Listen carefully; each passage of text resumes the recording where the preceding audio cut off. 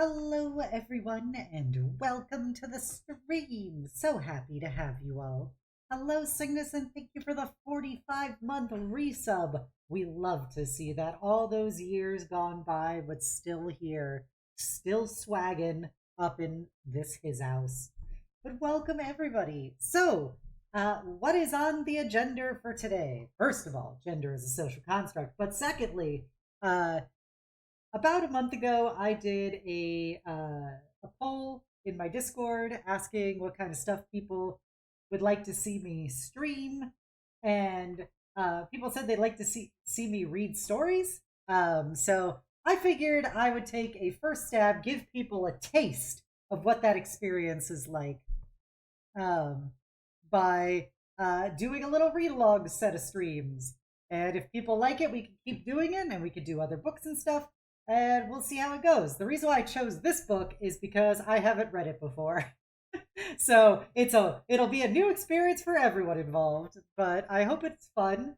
The goal is this isn't going to be like an audiobook, so I will very likely make comments and jokes and stuff along the way. Please feel free if you have any questions about anything going on or anything, just post it in chat. I'd be happy to answer and clarify. I'm a very big 40k fangirl, so I know a lot about 40k. I've been involved in the universe for, God, 20 years now. So I can help clarify things. This is also like book 53 of the Horus Heresy, but you don't have to have read all 53 books to get it. But I can provide context if there's anything that requires that along the way. Oh, hello, Hyase. Welcome, welcome. Fret not, friends, our good time pals, the Night Lords are here. Things said on Istavan 5 moments before disaster. Welcome, Dollface. Very good, Art Bean. And hello, Christy over at the Wives Anarchy.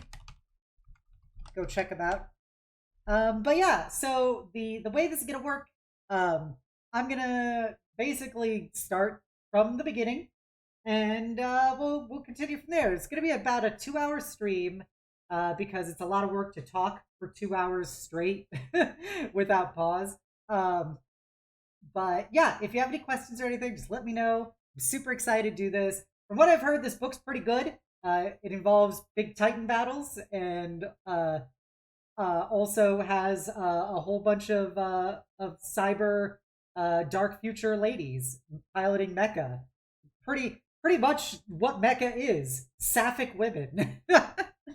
But yeah, so without further ado, oh, I also have the fucking Dark Tide OST to be our BGM in the background, to be truly like in the zone for music. So if it's too loud or too quiet, please let me know and I will adjust it accordingly.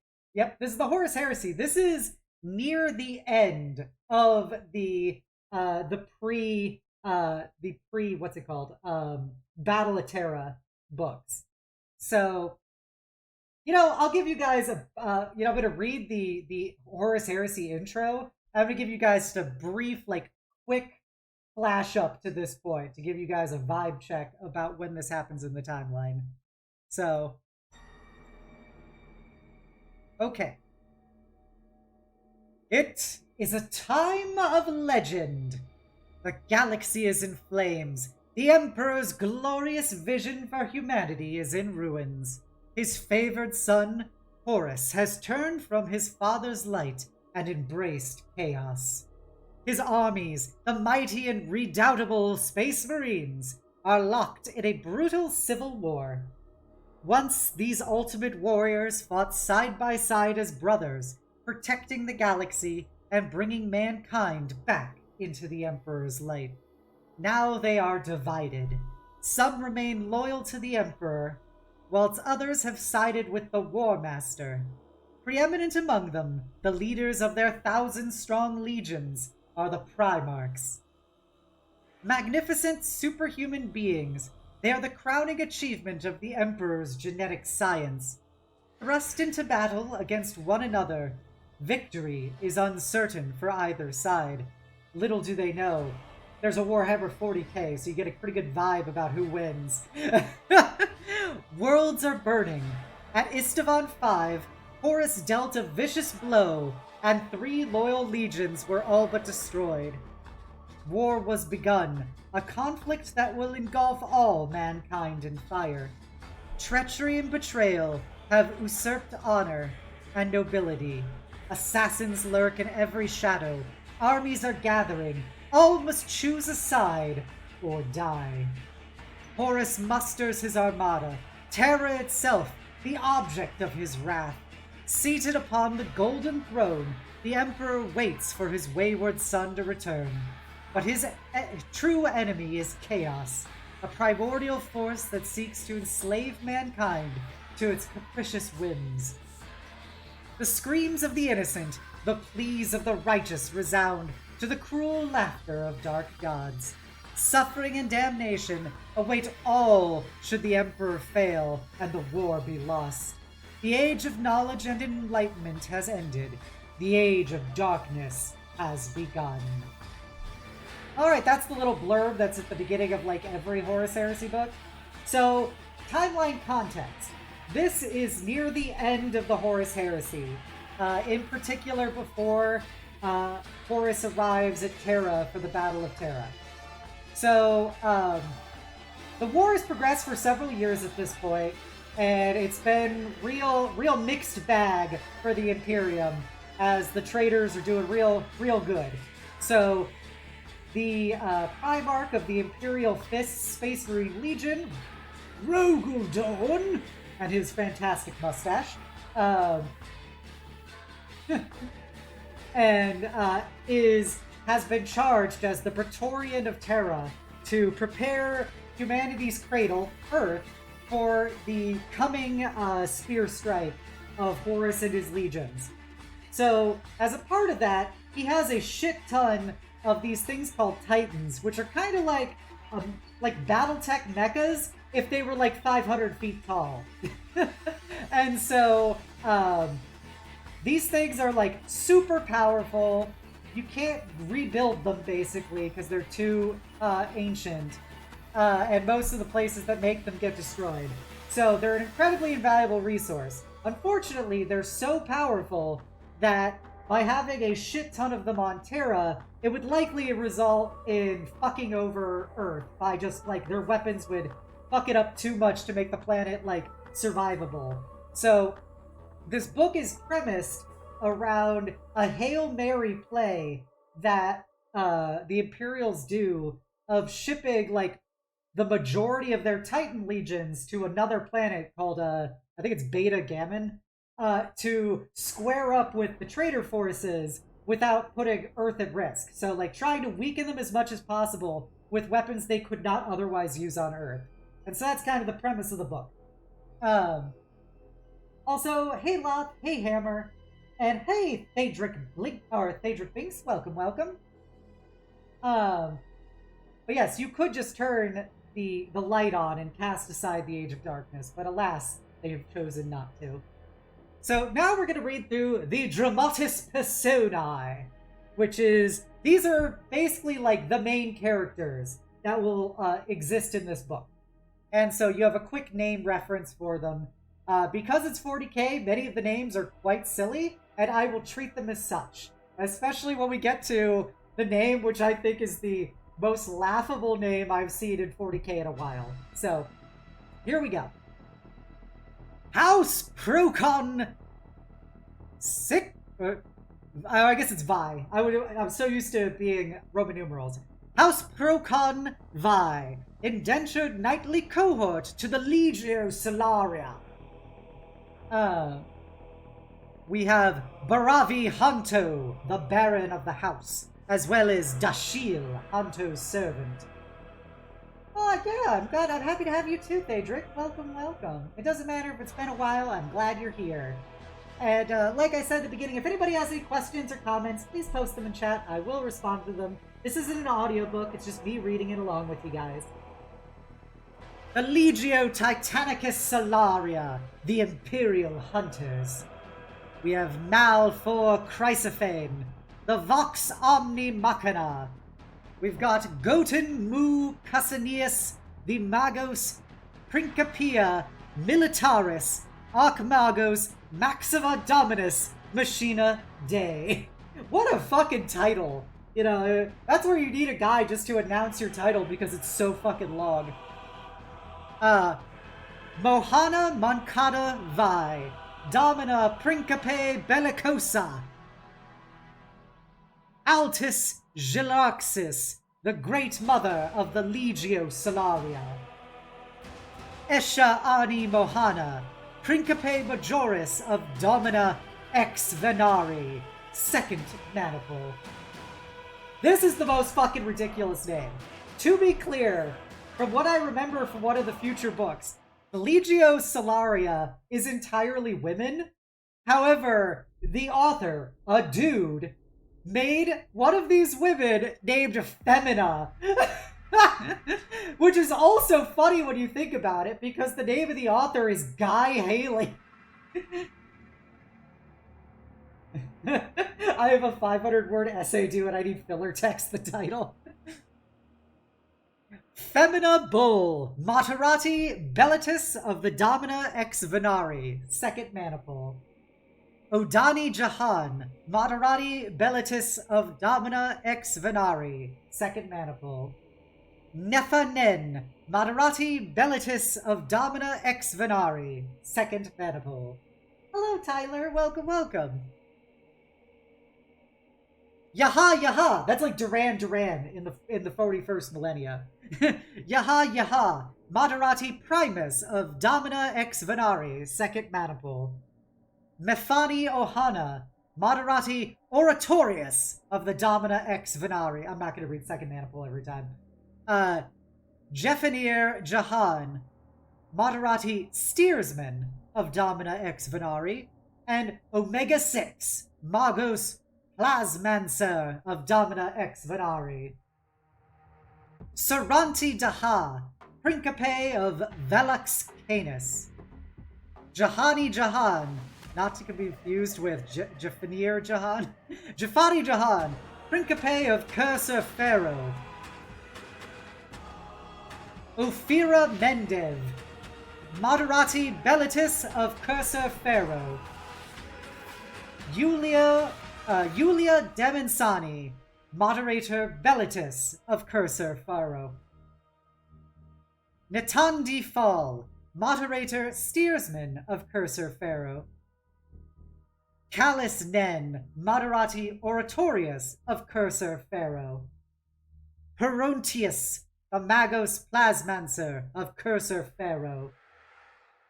Toza Mindev, Principe of Procul Videns. Abhani Lus Mohana, Principe of Os Rubrum. I love that we get all these names and history of these characters. You know, at least half of them are going to go down in the first 15 seconds. Yep, 100%. Durana Fall, Principe Majoris of the Steel Huntress. Akali Netra, Principe Majoris of Oder Carium. Kana Galia, Principe Majoris of Arcadian Might. That is incorrect, Loth. In actual Latin, it is pronounced with it's pronounced hard. It's Principe. In all the 40k Latin I've seen, it's pronounced Principe instead of Princeps.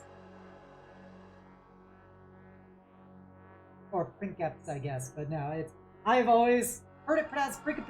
I'm pronouncing it Principe.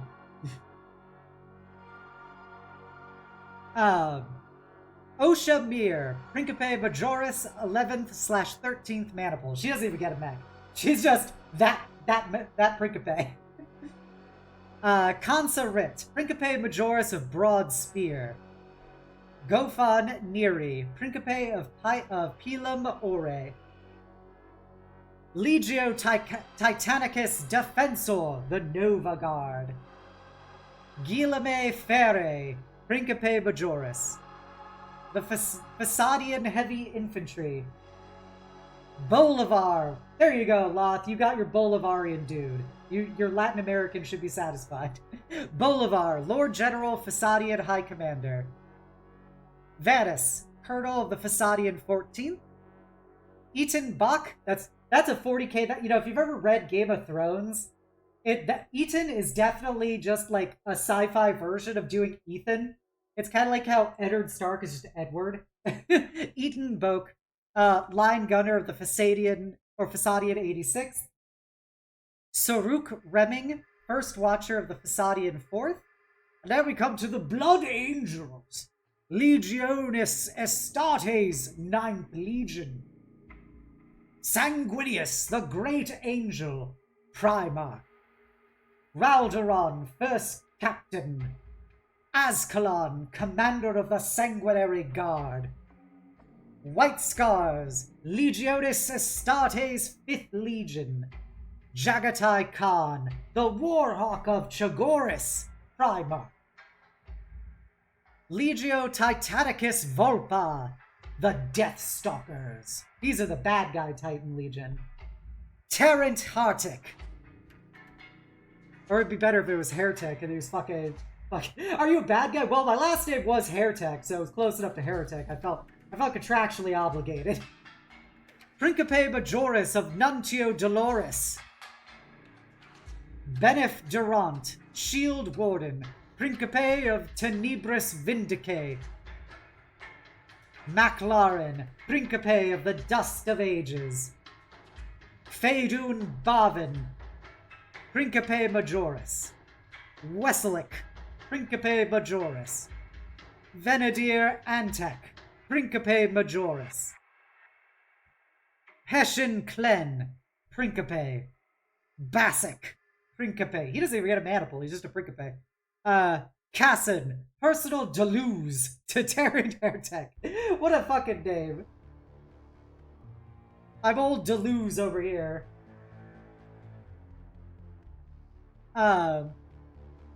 Word Bearers, Legionis Astartes, 17th Legion. Dark Apostle, Vorjuk Kral, Word Bearers attached to Legio Volpa. The Dark Mechanicum. Ardem Protus, Magos, first disciple of Sota Newell. Alright, any questions after the reading of the Dramatis Personae? As you can tell from the sheer number of Principe, we're going to have a lot of Titans here. Also, the fact that we have several fleshed out Titan command crew for the Legio Solaria really indicates that the gals are going to be probably our primary POV characters throughout the book. Okay, now time for the book proper, the prologue. The final gambit. The spires of the Phalanx formed a cityscape as glorious as any once boasted by Terra's orbital plates, now all the more impressive for lack of suitable comparators. The plates were gone or changed as a part of Terra's transformation to Fortress World. Only one remained that rivaled the Phalanx, and its beauty was much curtailed. Its towers cropped back to take heavy guns, and its adornments buried beneath walls of rockcrete. For those of you who don't know, Earth in the 31st millennium had these like giant fucking orbital plates around it that were basically like cities in their own right in space. But when Horus went traitor, Rogel Dorn had the bright idea of being like, hey, we have a whole bunch of like continent-sized like space stations floating around Earth. We should probably disassemble those on account of the fact that if Horus really wanted to, he could probably just like drop them on Earth and like basically kill billions of people that way. So we're gonna prevent that from happening by just breaking them down ourselves. Rogel Dorn had not set foot upon his immense flagship for months, being occupied with the fortification of the throne world, but the time had come to ascend into orbit, if but for a while, for defense was giving way to attack. In the high orbits of mankind's homeworld, and about its lonely moon, a vast armada was taking shape. The blood red and bright white vessels of the Blood Angels and White Scars Space Marine Legions at its core. Terra's battered orb gleamed before the oculus of Lord Dorn's personal observation deck. High upon a tower of the phalanx's spine, in a few precious places, the fragile signs of rebirth engineered by the Emperor clad Terra's tired grayness in a fuzz of green, and the blue mirrors of infant oceans painstakingly coaxed back into being reflected soul's light. The sun shone as it always had, and would for 1 billion more years. Man had little purchase upon its fiery orb, but the world that was Earth had suffered under mankind's dominion, and what little reparation had been made was at risk. "My father's work is under threat as never before," said Dorn to Malkador, the sole other occupant of the chamber. "This is the moment the enemy dare the walls. My brother Horus is at Beta Garmin. He is at the outermost gates of the city. The end is nigh." The deck was wide, circular, with an unbroken window the height of several men making up the majority of the wall. So clear and perfect was the glassite compromising it that if the bronzed plasteel dome was ignored, it seemed that the chamber was open to the naked void.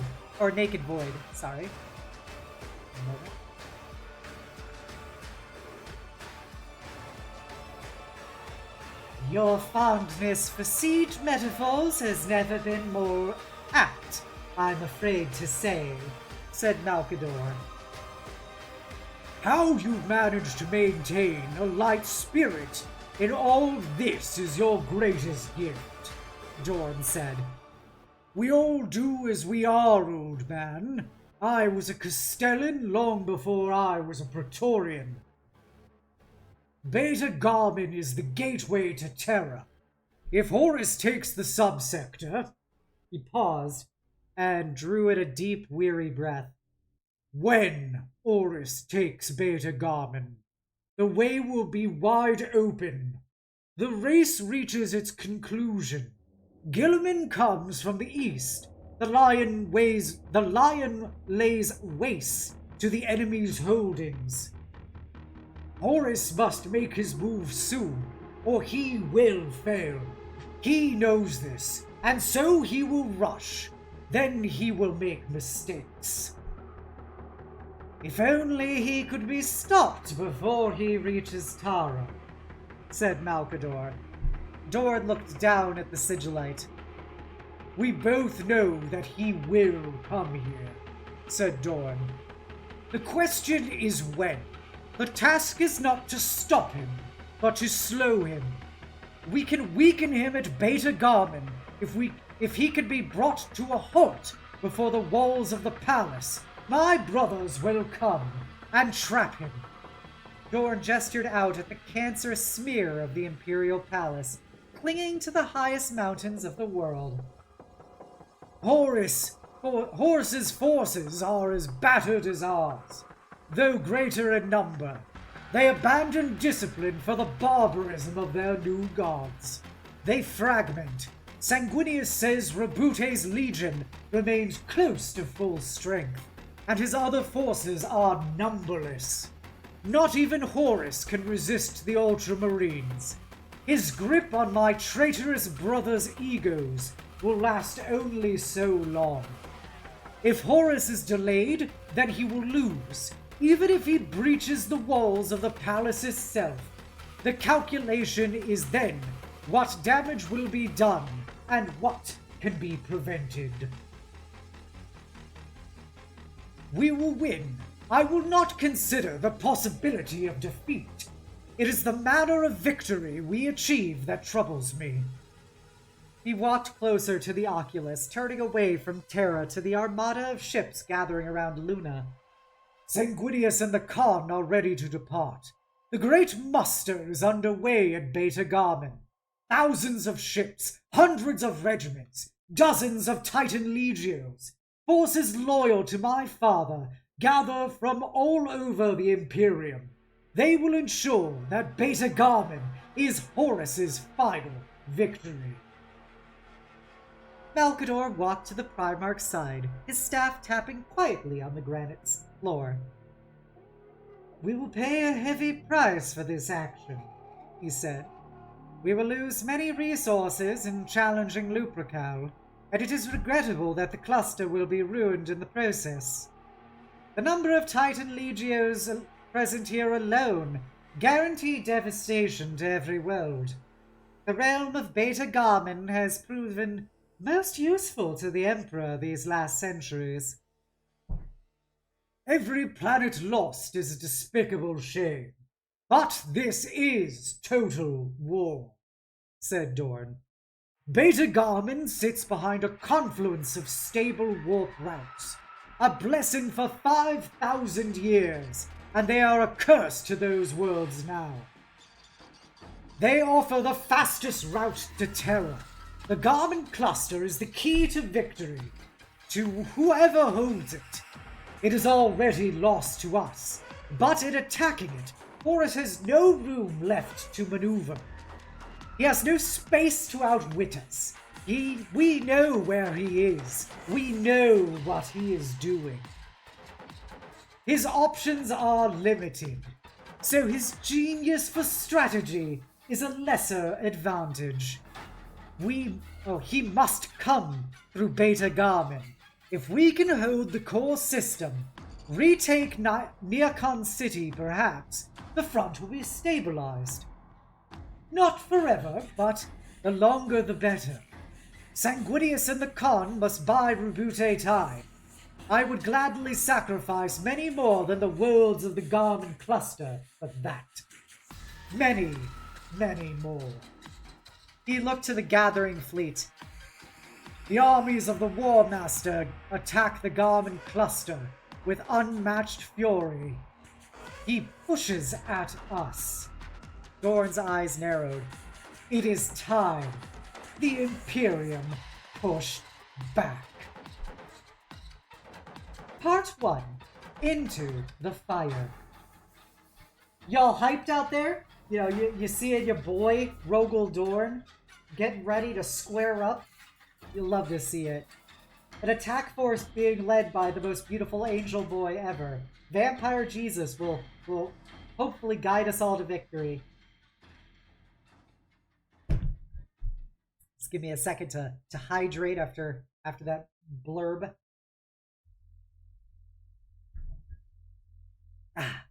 Okay. Chapter 1. The First Huntress. There was wind upon her skin. The breeze was a memory, but it felt real all the same. Life in the tank blurred the past into the present. What was and what had been existed in the same moment for her. Her life had become one long book to be browsed at will. So it did not seem so very strange to smell the animal scents of the mega herds on the breeze, even though for over a century all she had smelled, tasted, and felt was blood-warm amnion.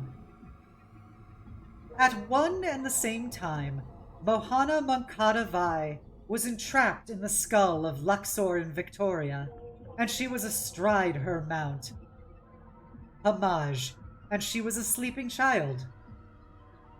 She was telling the story of the day the Legio was born, to a class of her daughters on Tigris. She was young. She was old. Memory bled into dream when Mohana Moncada Vi slept. In what lesser minds regarded as the present, her naked body twitched feebly in the fluid that gave her life.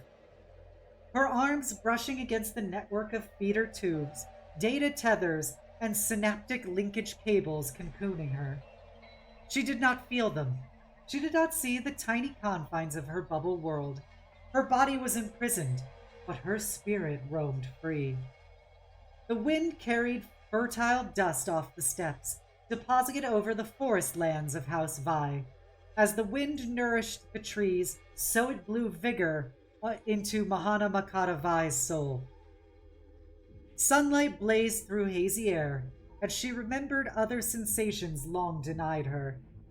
The trees shushed and roared as the breeze blew gently, then strong. The flavor of mare's milk lingered in her mouth. It was spring weather, hot and cold at once. The sun was warm on her face, even as the raw iron of cold air burned her lungs. She panted lightly, her face tingled, her body thrilling from her ride to the top of the bluff. Her fingers were numb about the leather of the reins. Although she would never let them grow or go, her grip was too practiced for that.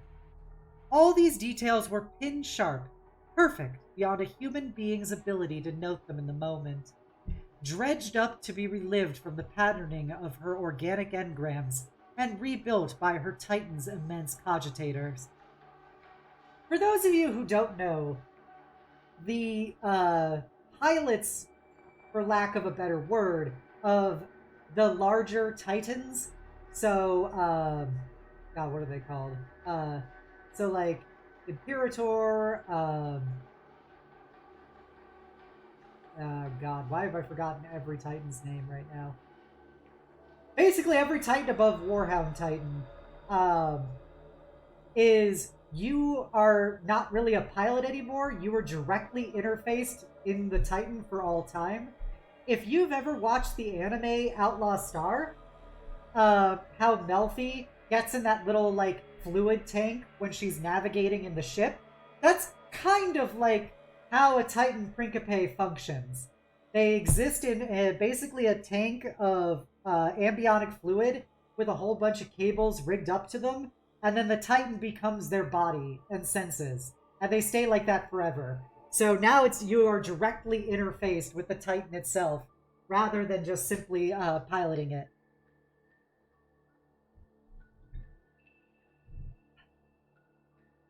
Hamaj pawed the bluff's flat top impatiently. His metal shoes drew sparks from the rock. His blue-black coat rippled with muscle. The manner of his mane whipped around Mohana's arms, soft yet coarse. He could already smell steam and fire on the racing air. He wished to join the chase. The memory was important, and she had relived it many times, for this was the day the Legia was made, not the moment the great adamantium bones of the Titans were cast, or when the reactor of the first machine exploded into life. But another day, a day as significant as the forging of the machines of war. A Titan was metal, but it was also flesh and blood. This was an instance of the flesh. This was the day the hunters were chosen. In her years of youthful incarnation, Mohana's vision had been renowned amongst the women of Procon. She was, they said, a natural choice to join the priestesses of the huntress god Pakametris. Oh, I was making sure that wasn't an extended name. So, the joys of the huntress god Pakametris. Had things been different, she might indeed have gone to the temple and risen to the position of high priestess, as had many firstborn women of her house. But those times were in the past, before the Outland men came from the stars and told her people the gods were nonsense. First suggesting they be abandoned, then commanding it be so.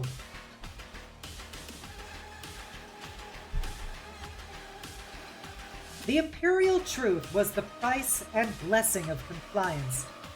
And although the civil war that came decades afterwards had proved the Emperor's Creed to be a story like all the other stories, at the time it had been compelling. Under the Emperor's truth, the old ways died so fast that Mohana's faith would certainly have perished completely were it not for other men with another story and another god. After the rogue traders had marked the world of Procon for compliance, the iterators arrived to speak their honeyed words. Then came the priests of Mars. The lies of men flow so freely from their lips, they forget they're not speaking the truth. After the iterators denied the existence of the divine, the priests in red told them of a deity of mechanisms and knowledge. In the space of 5 years, there were 2 delegations with one ostensible master, delivering 2 divergent narratives. Wonder became cynicism. Faced with this contradiction and the covetous way the men who made it eyed her home, Mohana Mankatavai vowed not to forget Pakametris, no matter what the iterators or the tech priest said. The day she sat upon the bluff, the day the Legio was born, was the day the houses of Procon competed for the favor of the god of machines. She could not take part in the chase herself. The path of the women of Procon was laid differently to that of the men. She could, however, watch. From her vantage, Mohana Mankatavai had a fine view over the final stretch. A long tongue of late summer grass cut into the forest, dividing one line of hills from another and marking the borderland where the tree's dominion gave way to that of the steppe. The finishing post was on the plains a few miles further on. The knights would come that way, she was sure. She was not the only huntress to have guessed so. Branches rattled at the tree line 50 meters away. A second horsewoman broke from the forest and urged her mount up to the summit of the ridge, expertly guiding the horse around clefts and traps of rock. Galliana Atum came to a breathless halt at Mohana Mankatavai's side. The 2 were cousins of distant degree, linked by blood ties woven over 1,000 years of intrigue. They were not friends, although they were related. Galliana's house was not Mohana's house. Galliana's father was a duke, Mohana's was the king, and there was rivalry between the daughters as there was between the fathers. "Any sign of them yet?" Galliana said. Rarely did they bother with formal modes of address. Both were adepts of the huntress. The ways of the temple mattered more than lordly custom. Mohana Mankatavai gave a barely perceptible nod. She pointed to the woods. Galliana frowned and shaded her eyes. "I see nothing." "Then you are blind," said Mohana. "Watch." The movement of the trees became perceptible to both of them. Branches whipped back and forth, cracking loudly, perturbed by the passage of something large through the forest. A tree crashed down in a thrash of shattering wood. A cloud of birds and leaves burst upwards, chased out by a roil of smoke that belched from the canopy and blew on the wind towards the bluff. The damp hot smell of steam washed over them. The horse's nostrils flared. Hamaj tossed his great head and whickered. The line of destruction was heading for the open land, and gathering speed. "Is that?" began Galliana. "Yes," said Mohana. "They're here." The trees at the edge of the tongue of grass parted, and an explosion of splinters. A lumbering bipedal machine burst out, revealing itself as an ancient mechanized warsuit, 5 times the height of a man. It was a knight, a relic from the long-ago years of settlement, carefully maintained down the centuries and piloted by the scions of Procon's noble houses. The knights were the protectors of Procon, and the reason the world had weathered the horrors of Old Night when so many others had perished. The knight's left hand was a giant hydraulic fist that swatted away the last branches, clawing at its chest. The right arm bore a lance mount filled by a simple shaft of metal without the explosive tip it would carry into war. Against the weapon's conical guard rested the day's favor, a tilting hoop large enough for a warsuit lance to snag from a target hook. It was made of brass and toothed like a cog. Whoever carried it to the finishing post would win the greatest concessions from the machine priests in the coming negotiations. Galliana stood in the stirrups and let out a cry of delight. brightly painted armor proclaimed the heritage of its rider. The knight bore the badge of House Atum. Her house, the personal heraldry of her brother Agali, was emblazoned on its right shoulder guard. Ha! He has it! Mahana Makatavai scowled at her. The day is not done yet. The engine on the machine's back chuffed with effort. Exhaust stacks vented clouds of white steam and alcohol vapor. The knight accelerated into a laborious run, pistons hissing, engine roaring, feet thumping dully into hard turf. It headed down the bight of grassland, out towards the open plain, where the forest drew back in surrender to the fields of gold, and the wide open spaces of the world began. The land dropped sharply not far beyond. Agali's knight got some way, far enough for Mahana to grow concerned House Vi would lose the contest, until whistles hooted from both sides of the strip of grassland. Two more knights erupted from the forest, one bearing a pair of massive claws, the other a broadsword and a rebated lance. Both wore black and silver plate and the blue eagle badges of House Vi. The claw-armed knight was that of Mohana's uncle, Vakrian, the lancer her brother Shunji. Mohana's uncle smashed into the side of Agali's machine in a high tackle. The clamor of metal striking metal clashed over the landscape, scaring up flocks of avians from all over the forest. The impact damaged both knights. The shoulder guard of Vakrian's machine ripped off, showering splinters of metal and paint over the ground. Half of the shoulder plate folded itself around Agali's knight's arm and was dragged off, tangling Agali's movements. Vakrian peeled away on an unsteady arc, steam whistling from a burst leg piston. Agali's knight stumbled, ran on a few paces, before tripping on a broken locomotor shaft dangling from its hip. It fell hard, tearing up a log stripe of turf, and exposing the dark soil beneath. His lance bent and sheared off. The cog trophy bounced free. Shunji deftly speared it and raced on, the prize glinting from the base of his upheld lance. Now it was Mohana Makatavai's turn to grin. "Oh no," said Galliana. "He dropped it!" "My uncle Vakrian dropped him," said Mohana. "No one will catch my brother now. He's the finest knight in the realm." More and more knights were emerging from the woods. Some came through the gap Agali had forged. Others attempted their own ambushes. But few could pilot a knight as well as Shunji. His knight leapt as deftly as an athlete of flesh and blood around the swiping attempts to grab him. Suddenly there were a score of the machines on the grassland, jostling and fighting with each other. At the back of the line, a sprinting knight plunged its foot into a hidden bog, and down he went in catastrophic impact. Bits of machine flew everywhere. The head came free and bounced down the meadow like a hurled ball. The pilot floundered out into the mud. Moments before, the knight's fuel tank exploded, sending a blue ball of fire woofing skywards. Man, what an embarrassing display for your ancient fucking mecha to just explode from tripping on a bog.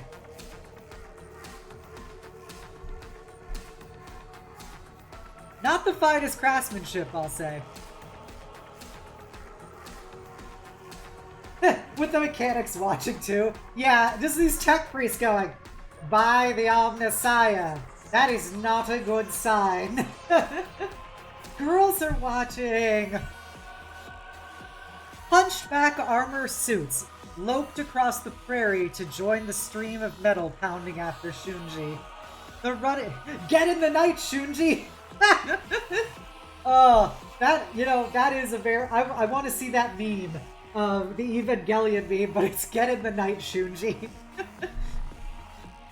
The running of the knights trembled the ground, a persistent tremor like the hoofbeats of the wild herds during migration time. It was rare to see so many of the nobility in the field at once. The engine smiths of every hold had labored for weeks to prepare the ancient machines for this event. Their pride was at stake. They wished to show their craft was good. They wanted to demonstrate they were worthy. They had as much to prove, if not more, than the knights they served. Glory would go to the victorious house, but the Mechanicum's knowledge would go to its smiths. Galliana's face was a picture of dismay. Her brother's war engine heaved up onto one knee, but could not rise. Wood alcohol running from a rupture in the fuel tank ignited on the scalding boiler. The knight clanged back down, the Salvatore hatch blew off, and Galliana's brother threw himself free. His helm was half over his eyes, plumes sodden from the leaking engine. He looked ridiculous, and Mohana laughed. Her brother Shunji had outpaced his pursuers, and he was almost at the open prairie. I told you, said Mohana Mankadavai gleefully. She let out a long, wild ululation and urged her horse off the bluff towards the chase. Hamaj plunged fearlessly down the steep scarp, his legs splayed to break himself, hooves scraping up showers of stone. When they were off the slope, leaving Galliana blinking at girl and horse's shared audacity as they raced away into the trees. Hamaj careered nimbly around the trunks, without direction from his mistress. An exhilarating few moments later, they were out onto the grass. Hamaj lengthened his stride and held his head up, as if he wished to show the galaxy what he could do. The world flew by Mohana. The trees were a dark green streak, the grass a golden ribbon. Mohana Mankadavai laughed. Pollen rose in clouds around her. Hamaj shot past the slumped wreckage of Agali's knight, and Agali stood and shouted something after her as she thundered past. She did not hear, but leaned forward, urging Hamaj towards the knights running ahead. The knights were fast, but Hamaj was faster. His legs blurred as he galloped into the midst of their mechanical violence. Always Hamaj was without fear. The great beasts of the plains did not daunt him, nor did the knights of steel. Mohana rode between the sons and fathers of the houses as their machines shoved at each other. Metal fists hit plangent blows. Steam whistles of many pitches shrilled. A lesser mount would have bolted, but not Hamaj. He tossed his head and ran faster towards the leading edge of the knightly pack, where Mohana's brother Shunji set the pace. Mohana raced past a knight as it tripped and fell, its heels curling over its back so high it came close to completing an awkward roll. Shouts from broken cockpits and down knights pursued her, challenging her, demanding she turn back. She laughed at them all. Shunji's knight was ahead, close enough now she could see the flecks of his warsuit's mechanical claw toes as they lifted from the ground, close enough to smell the hot oil and the rich scent of burning alcohol, and to see the pistons gleam as they slid in and out of the greased sleeves.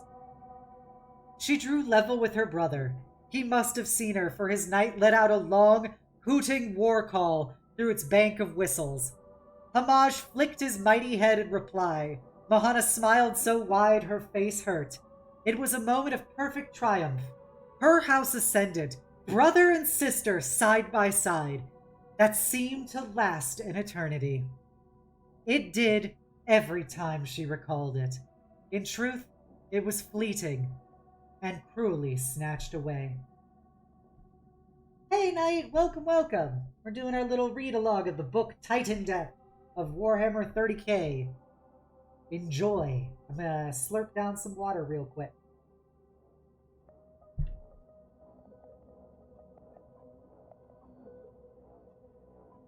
Okay, here we go.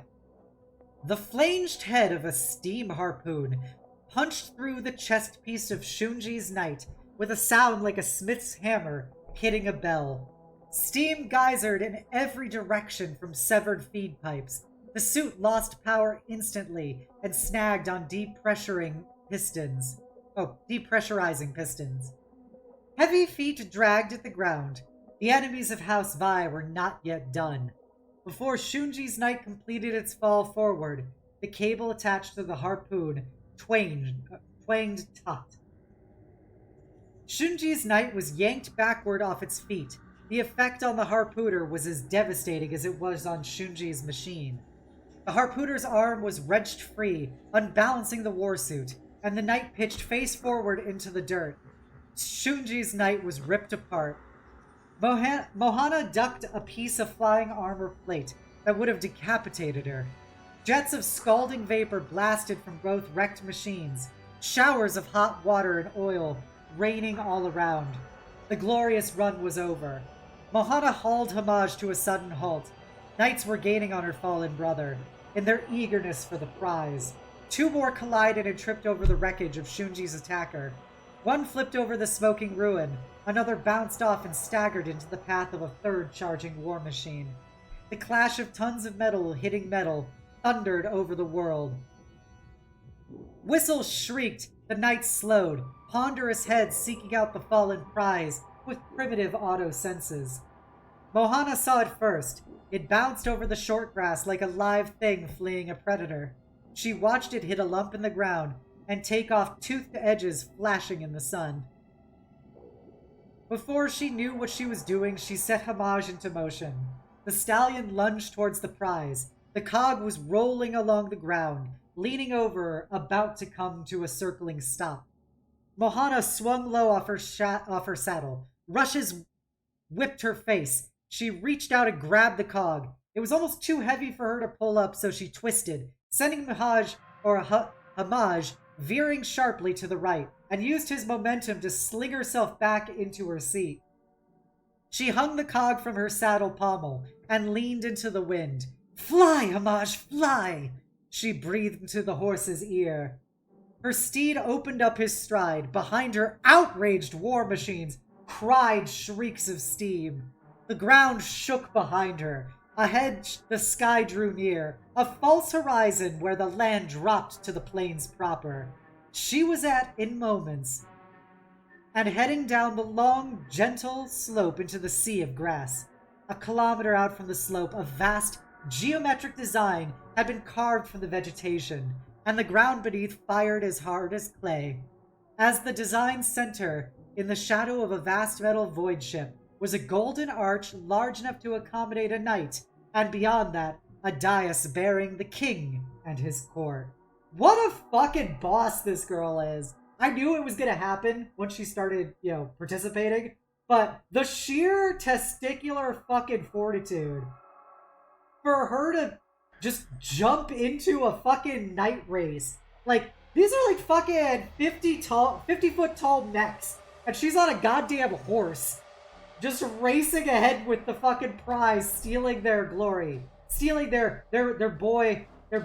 patriarchal glory. real girl boss hours. No wonder she became Principe. A war machine came jogging after her. It approached the ridge too fast, lost its footing and tripped. It tumbled head over heels down the slope, scattering components and armor plates. Homage dodged a bounding lump of wreckage. The horse was faster than the machines, but they were tireless, and he was not. She urged him on, using the advantage his 4 sure feet gave on the uneven ground while they had it. She was winning. She was not supposed to. The bottom of the declivity came soon. The ground leveled out into a series of gentle swelling rises that rolled on into infinity. She pounded up and down each of them, the giant ship always in sight. They knew of Voidcraft on Procon, but rarely saw them. Occasionally the knights of the houses would have to fight off an invasion, or an iterant merchant might set down on their world to sell wondrous goods. But none of those other craft, whether human or Xenos, could compare to the majesty of the ships of the Mechanicum of Mars. The craft was bigger than House Vi's fortress, 100 meters high, its sloping sides emblazoned with the off-worlder's strange heraldry. Most prominent of all was the divided skull they bore on all their gear and clothing, stamped onto the panels on all sides of the ship. Its machine smell was acrid, far less welcoming than the warm scent of the steam engines that powered the knights. And yet she raced for it with total abandon. She had crossed a line. There was nothing else she could do but see her actions through to the end. The rattling pounding of knight footfalls drew closer behind her. Too late. She flew under the arch and drew up her horse before the dais in front of the great ship. On the loftiest throne sat her father, King Rahajanan. Seated next to him in a metal chair made to the exact size and weight as the king's was the representative of the machine priests. Her father was unreadable to most, but she recognized the side of fury in his eyes. The priest's face was hidden by his cowl. Mohana had an impression of metal and old flesh in the shadows, long, banded tentacles, like snakes, dancing around his back. She suspected he looked monstrous under his hood, like one of the Iron Men from the old stories, whose rampage had cast down the realms of the ancients. The three highest lords of Procon sat on the level below the king. They were the heads of the three major houses, lesser only than House Vi itself. A crowd of womenfolk and minor male courtiers were seated in a box on the lowest tier. Around the Mechanicum representative were a group of outlandish men-machines, constructed rather than born, like a collection of badly judged statues. Mohana lifted up the heavy cog in both hands and showed it to them all. In the name of House Vi, I claim the patronage of the Mechanicum of Mars and the favor of the Forge World of Tigris.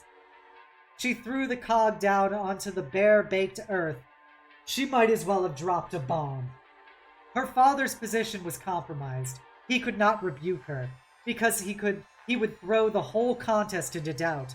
But if he backed her actions, he disrespected his dukes. Either way, the honor of House Vi was at stake. His cold stare promised terrible punishment. The royal court was aghast. They goggled in disbelief and muttered behind their hands. The blank metal and flesh visages of the Mechanicum delegation could not be more different to those of the court of Procon. Blends of machine and man observed her clinically. Lights blinked in place of eyes. Lines of text streamed over glass displays set into chests. Interesting, said the representative. The king looked at his guest, unwilling to make the first move. This contest is void, said the Duke of House Kandaj. This has to be a display of the skill of the knights, not of horsemanship. The knight's skill was lacking. The huntress has won, said Mohana. She could say nothing else. She was terrified. She could not have run with the knights. Her split-second decision to take up the prize would cost her life. The dismay of the court grew. Knights were coming to a stop around the arch, steam roaring from overheated engines. Cockpit hatches slammed back. Warriors tore the interface cables of their thrones from their necks to stand proud in their cockpits and condemn her from on high. My daughter shows great courage and resourcefulness, said the king. She has showed us all up. He laughed indulgently, although any that knew him well would have seen his humor for a lie. No one else laughed. A heavy silence fell, subduing even the wind. Strange machine chimes and the rattling of mechanisms sounded from one of the Mechanicum delegation, a disturbing twittering similar to but horribly unlike that of birds, passed between several of them. The representative was the first to speak human words. I say she has taken the token, and she has won, he said. I proclaim House Vi victorious. From their expressions, the nobility had expected the Mechanicum to cry foul, but the machine priest did not seem in the least perturbed. Mohana was a princess. She was well versed in statescraft, trained for the time she would enter the third era of life, when her children were grown and she become barren. Old women spent their time smoothing and shaping the planet's Byzantine politics to suit their houses. Never openly, always behind closed doors. She saw now what she had done. If the representative deemed the competition fairly won, it would set all the other houses against House Vi. Her house would be the first to gain the Mechanicum's promised knowledge, and have the honor of fighting the war in the stars. But they would be left at the mercy of the other houses for generations. She had made her family reliant on the Mechanicum for protection. But her father was no fool either. A sly expression entered King Rajanan's eyes. A second worse realization hit her. She saw in that moment, and that look on her father's face, that she had doomed herself forever for the sake of a moment of pride. King Rajannan opened his mouth to speak. "Great Mother," boomed an emotionless machine voice. "It is time to awaken." Chapter 2. Vox Omni Machina. Alright, we finished the first chapter. How's everyone doing out there? How do you like Mohana?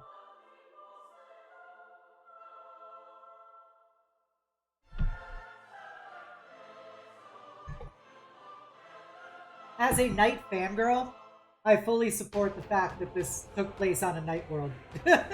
I love Imperial Knights so much. I think they're cool. Glad you're liking it, Cygnus.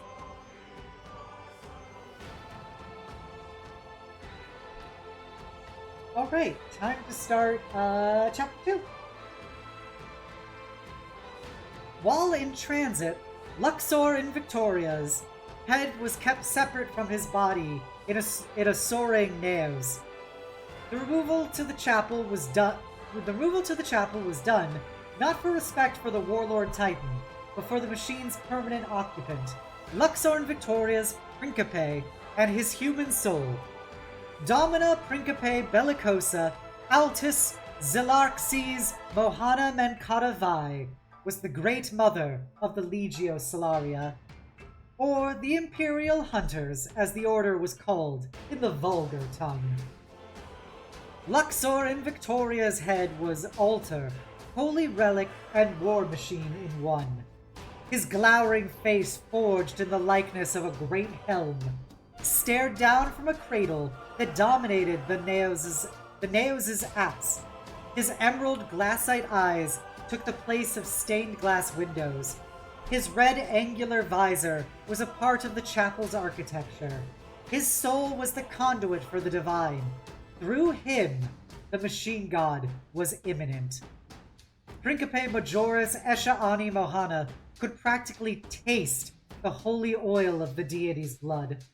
A dozen cyber constructs hovered over Luxon and Victoria's domed skull.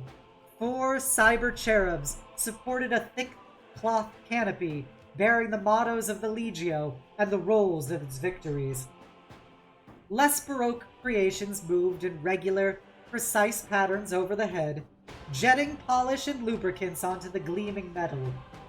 A servo skull fashioned from the remains of one of the Legio's fallen heroes moved around the armor plates, the large pair of polishing discs mounted in place of its jaw, buffing constantly. A second equipped similarly cleaned and polished the bronze panel trim in ceaseless rounds. Billows of incense puffed from auto sensors. Fragrant lubricants steamed in wide bowls. A choir of servitor torsos mounted in high galleries sang hymns praising the glories of the machine. Devices hummed, gas exchange pipes hissed, bundled cables swayed, in drafts vented from the mouths of atmosphere cycling freezes. The chorus was that of machines at work, but humanity was present there also. Red-robed engine seers worked discreetly behind fretwork screening off cloisters full of banks of blinking lights. There was a sense of anticipation, as if something miraculous was about to happen, as profound and calming as the last moment before sleep. All was peace, neither the turmoil of the warp buffeting the Tantamon, nor Horus's war impinged upon the sanctity of the Naze. Only the warlord Titan's head and its revered mistress mattered. The machine god commanded it.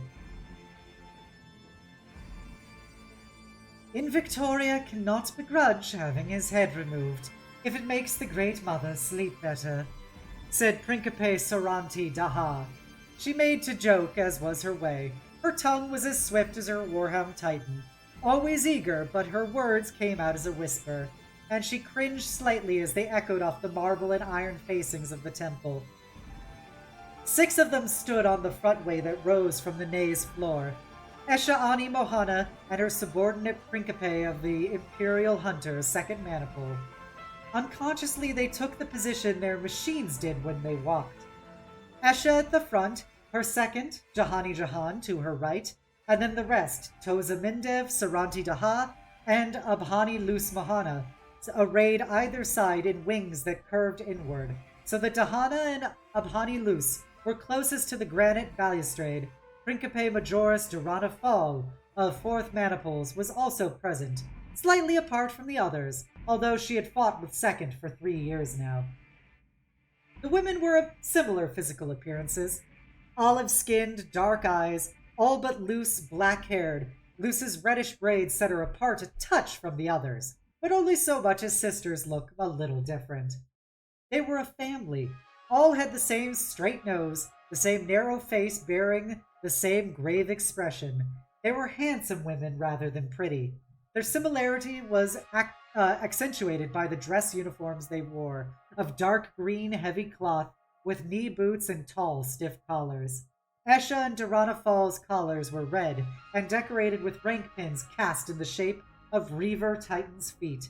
The rest wore black, displaying the splay-footed imprints of Warhound scout engines. Hung about their necks were bronze ceremonial gorgets, stamped with the Imperial Aquila, superimposed on the Machina Opus of Mars, or the Machina Opus of Mars. They guarded these vestigial pieces of armor carefully. They were the sign of their faith with Terra and the Fabricator General in exile. The footway raised the women up in height so that they might stand level with the eyes of the dormant machine. Esha's Reaver Titan, Domina ex Venari, was not so mighty as Luxor and Victoria, but they were forged siblings nevertheless, called forth from the same lakes of molten metal on Tigris, and Esha Ani Mohana felt a powerful kinship with the god machine. Another sip of Wawa.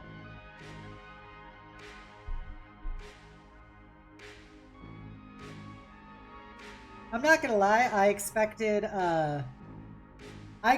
this to be a bit cringier, involving this all-female Titan crew, just because it was written by a dude. But yeah, so far I'm jiving with it. I'm jiving with this gang. Although it was somnolent and bodiless, the head of Luxor and Victoria radiated potency. All Titans had a sense of danger, even when shut down. The same way a sleeping predator of flesh and blood would, were it magnified 10,000 times. And there were no killers of any kind, flesh or steel, greater than an Imperial Battle Titan. The fragment of Domina ex Venari's soul that Esha carried in her heart recognized Luxor and Victoria's superiority, and urged her to kneel before the head. All the others of Second Maniple would feel the same. Their machines were lords of war, but they stood in the presence of the king. Not one of them did kneel. The 6 of them were sister-bonded Principe. They knew full well what it was to bridge the worlds of machine and men.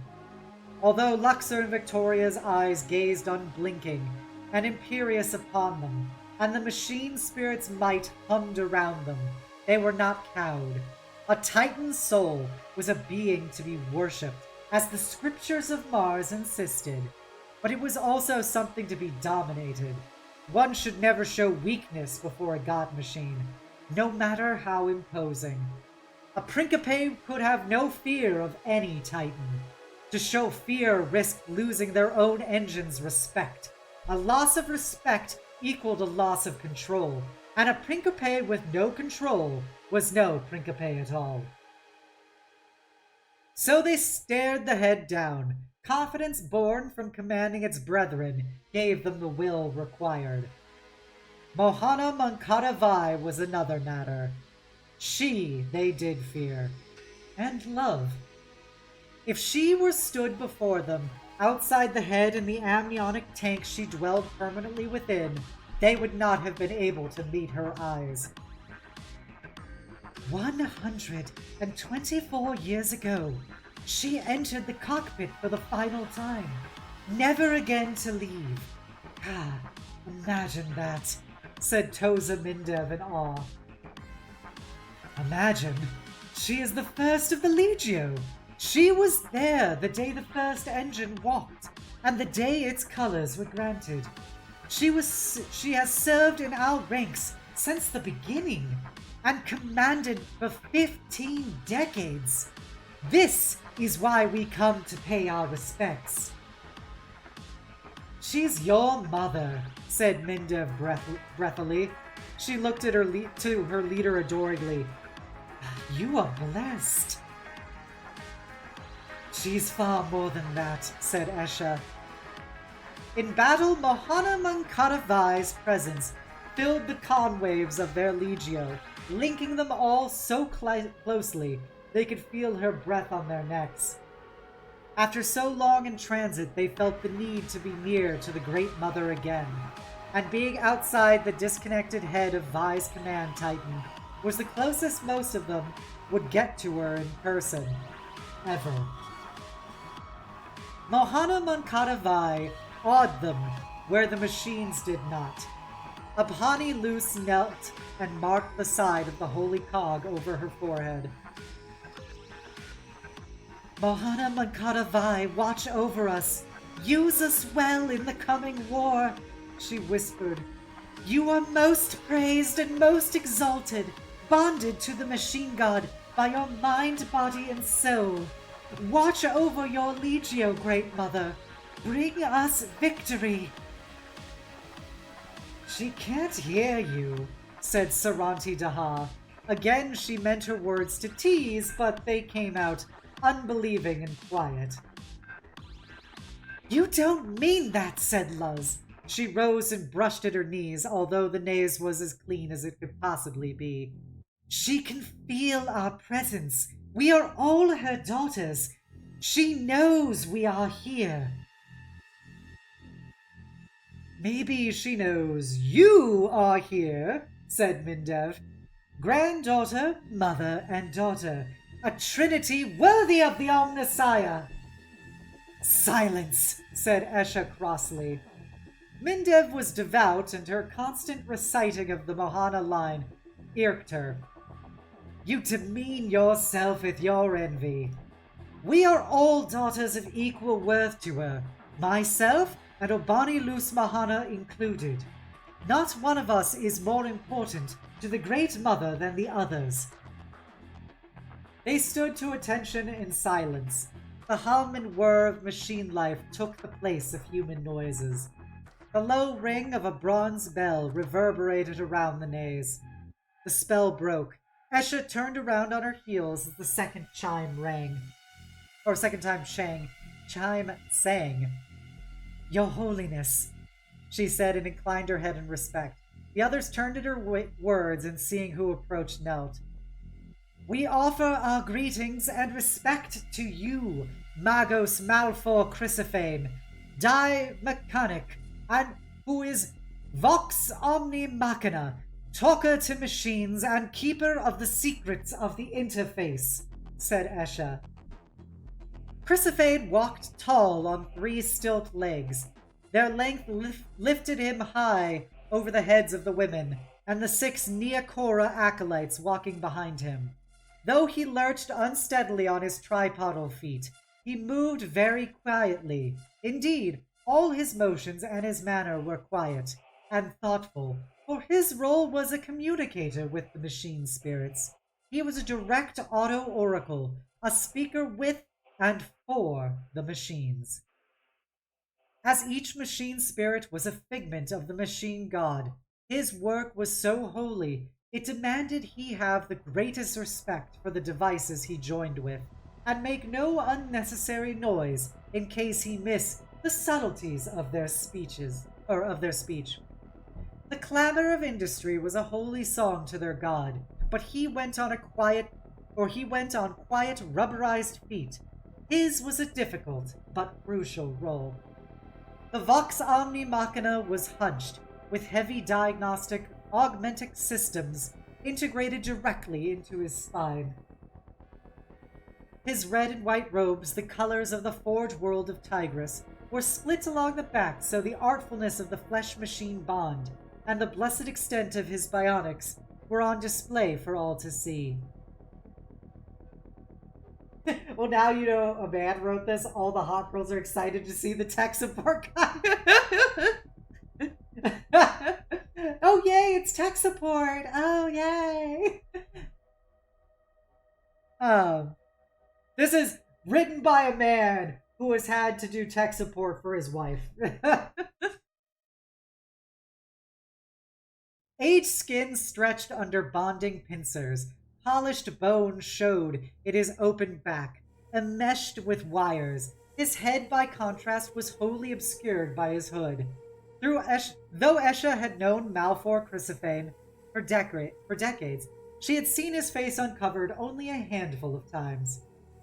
Beneath the crimson and cream, he retained human ears and scalp, and hair which had turned from brown to gray and thinned over the course of their association. But his face was covered completely by a steel mask. Round green lenses had replaced his eyes, and a smooth rebreather muted his mouth and nose. Esha knelt and held out her hand for his blessing. A mechadendrite tipped with an interface plug snaked down and stroked her upturned palm.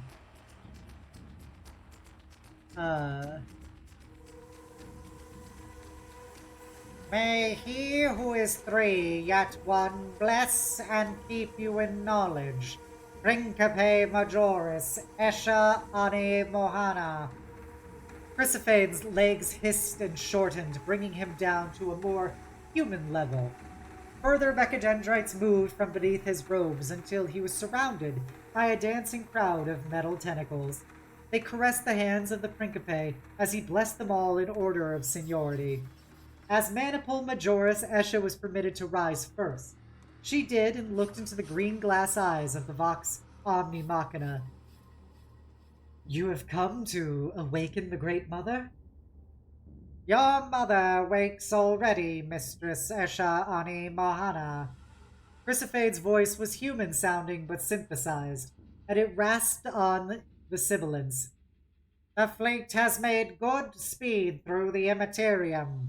Battle calls us. Great Mother Mohana Mankara Vai will be brought to full functionality today, so she may lead Legio Salaria once more. You have begun already? Said Esha. She looked back at the Titan head. Rousing her takes longer every time. A precaution, Huntress, said the priest. She is old. It is best all around should be done correctly, according to the precepts of scripture and manual, than to risk one so honored as the Great Mother through haste. Esha gave him a querying look. Take that into account, I calculate not enough time has passed for us to have reached the core worlds of the Garmin cluster. Even given a fair warp current, we're not due to leave warp for another 4 days. Has her condition deteriorated? despite her pledge to remain distant... despite her pledge to remain distant, she asked the question with a daughter's concern, not as an officer of the Legio. "We arrive soon at Theta Garmin," said Chrysophane. "When?" asked Esha in surprise. "One day, perhaps two." "But we were bound for Beta Garmin itself, at the center of the subsector, the capital system. Why have we changed heading?" "New orders," said the Vox Omni Machina. He sounded regretful. "You have not been informed?" "No," she said, "I have not." "For that I apologize." "You can tell me now, Your Holiness, surely." Chrysophane gestured in agreement, a strange, tentacular, mechanical shrug. "We have been diverted to the shipyards of Theta Garmin 5. A major attack is underway.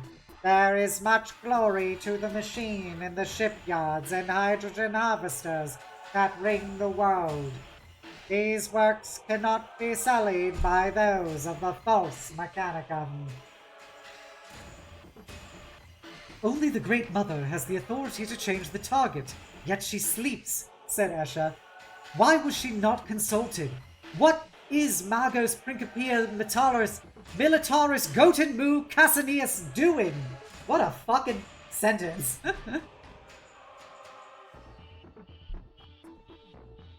"In the absence of a Grand Master's guidance, it is usual for the Magos Principia of a Legio to interpret commands and decide upon the best course of action," he said smoothly. "As well you know, Principe Majoris, the orders came from Terra. They are the words of Lord Dome himself." "We are Legio Titanica of the Mechanicum. We are not beholden to a distant Primarch's whim." Chrysophade's disturbingly false voice smiled as he spoke. "No longer the Mechanicum. We have entered a new iteration. We are the Adeptus Mechanicus, and the orders sent to us are ratified for all Forge Worlds by the Psi stamp of Zagreus Kane, True Fabricator General, Lord of the Senatorum Imperialis of Terra, and the Ruler in Exile of Most Holy Mars. So, if you prefer, our orders come from the highest possible authority. If you have any concerns, raise them with the Magos Principia Militaris. I am sure he will hear you out, honored daughter of the Great Mother." "That I shall," she said. "Now, please, I beg you. I have work to attend to. You must depart." Chrysophane gestured politely, but firmly, towards the rear of the chapel. But Magos, what do we ask if one of the girls wants to see us wake their mom?" "Well, little priest, we tell them politely, yet firmly, to get the fuck out."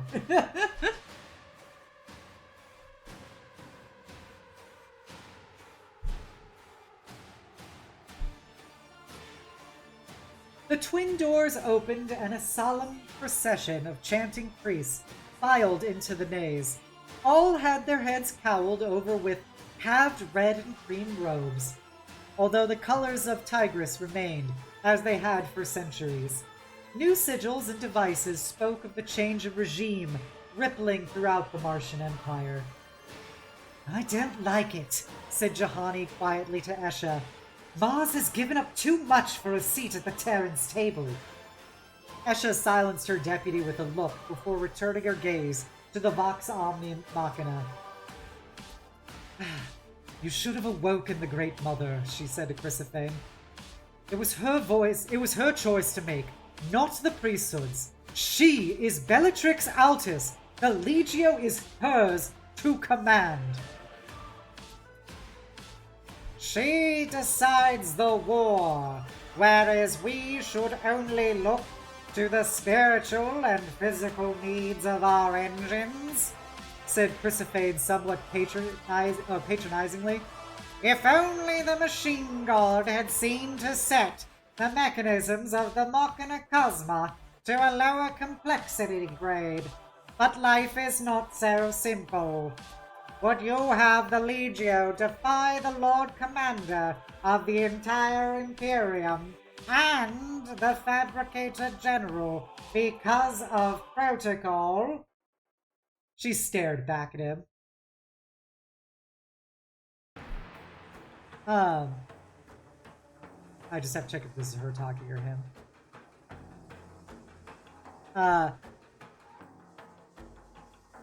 I'm guessing this is him talking. I'm just gonna go with that because I don't know for sure. I understand you have divined under normal circumstances. She would have been awoken. In this instance, I decided it was better to let her sleep. She is fine, I assure you.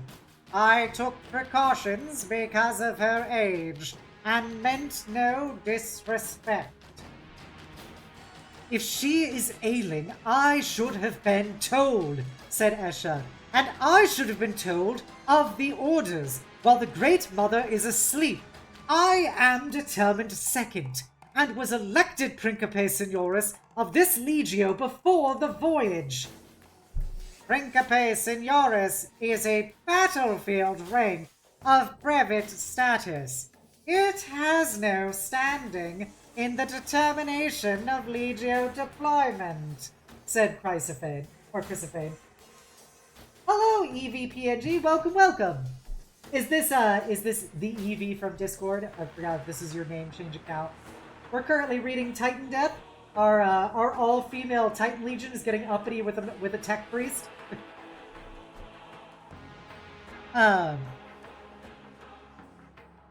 It is the best we have. I should have been consulted. There was no need. She is fine, repeated Chrysophane firmly.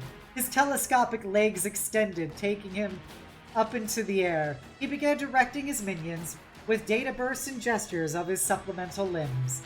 Now we really do have work to do.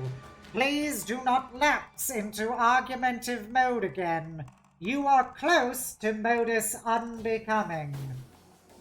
I am not a tech priest, Esha said. You are a servant of the Adeptus Mechanicus, and therefore subject to its laws, he said. The priests took up station around the room, some swinging censers, others relieving the more junior engine seers from their stations in the cloisters, who bowed and departed silently. Devices were wheeled in and hooked up to machine banks and struck with golden spanners to the time-honored rhythms of good function. The pitch of noise in the room changed. The harmony of machine song was disturbed. Peace retreated from the room. Luxor in Victoria's steely wrath took its place. I'll be lodging a formal article of dissatisfaction about this, Esha said. Forgive me for saying, but it is not for you to decide anyway, said Chrysophane. Esha stepped down from the walkway. Instinctively, her maniple sisters reformed around her, spreading out along the walkway as if they were machine bonded to their engines and providing covering fire from high ground. You are wrong. Chrysophane was not insensible to Esha's concern for her mother, and wise enough in the ways of baseline humanity to see that her fear caused her behavior more than the potential break in the chain of command. He bowed in conciliatory fashion. Well, soon we shall see. When awoken, the great mother of the Legio will have her say. That really is the last of it, for I must terminate our discourse and communicate directly with Luxor in Victoria. The chanting grew louder. Servitors strode in bearing heavy metal boxes. That's a Dawn of War joke for anybody out there. A whoosh of methylone blasted from a venting pipe behind the Titan's neck ring. Metal creaked as it contracted in the cold. Lights in the head blinked in rapid sequence. Very well, Esha said. She bowed and clicked her heels together. Your Holiness. Principe Majoris, said Chrysophane. As klaxon blasted twice. I'll add that sound effect for you guys. A machinic whine built mechanisms, engaging beneath the floor, shook the naze. Flashing lumens blinked into action around the rear of the chapel. The back wall cracked along hidden seams, and swung open upon the dropship hangar bay, behind the naze where the first maniple god engines stood bathed in an orange sodium glare. The air in the engine hold was stale, and carried the gunpowder stink of the open void. Compared to the rich interior of the naze, the hangar space was miserly in decoration. All bare plasteel and plain undercoat, the jewel box glory of the temple was diluted by its utilitarian vastness. The holy became mundane, more of a factory than a fane, although both were places of worship to those of the cult Mechanicus. The other Principe came off the walkway, except Toza Mindev, who tarried and craned her neck to look into the hangar. Klaxons honked as Luxor in Victoria's head slid backwards on rails revealed by the chapel's transformation. Principe Mindev, we are leaving, said Esha. We should not disturb the Great Mother's final moments of peace. One more minute, please, Principe Majoris, said Mindev. I wish to look upon the Myrmidons a moment. It has been too long since I bonded with my own engine, and the god engines of First Maniple are the exemplars of our Legio. No, now, said Esha more forcefully. You will see the gods of war walk soon enough, and through Procol Vedon's eyes. Yes, Principe Majoris, said Mindev contritely, and came down. Esha waited for her to get in line with her comrades before turning smartly on her heel and ushering her maniple out of the chapel through the bustle of priests, awakening the Grand Master of the Legio Solaria. Woo! We finished chapter 2! Any questions so far about it? As I said at the beginning, this isn't an audiobook, so if you have any questions or comments about what's going on, please feel free to put them in chat. I will participate accordingly. As a very brief recap, this legion was founded from a night world where all the men became the knights and the women didn't. But then one of the princesses of the world, basically during a big night competition to see who would get chosen to be favored by the Mechanicum, she ran in on a horse, grabbed the trophy, and then won the race against the knights that were participating. And so in exchange, women became the Titan pilots of this Forge world. So, what's her name? Mohana Makatavai was that princess and was therefore eventually elevated to become the Great Mother of this Titan Legion Solaria. So that's just a very brief recap. They're deploying to the Beta Garmin cluster to basically send all their Titans to try and buy as much time for Earth's defenses against Horus, knowing full well that they're all going to lose.